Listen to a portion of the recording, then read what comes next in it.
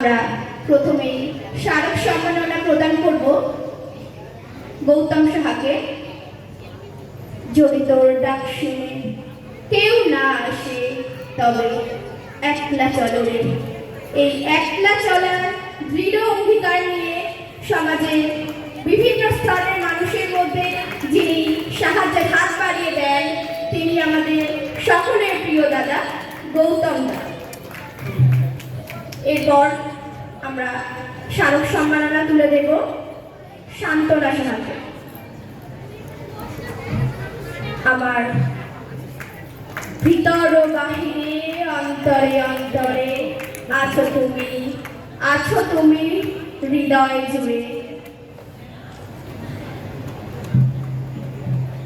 এখন আমরা স্মারক সম্মাননা প্রদান করব পারমিতা সেনকে। আমারও পড়ানো যাহা চাই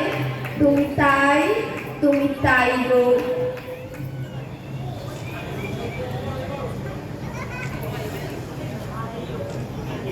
এরপর আমরা এত সুন্দর একটা মুহূর্ত প্রেমমণ্ডিত অবশ্যই করতে হবে, আমরা সময় দিতে থাকবো। এরপর আমরা স্মারক সম্মাননা প্রদান করব কাবেরী দেব শর্মা।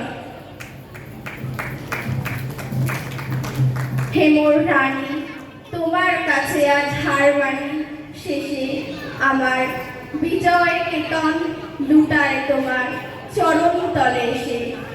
বয়স শুধুমাত্র যে একটা সংখ্যা তা এই কাবেরী বোঝা যায়। দিদির সাথে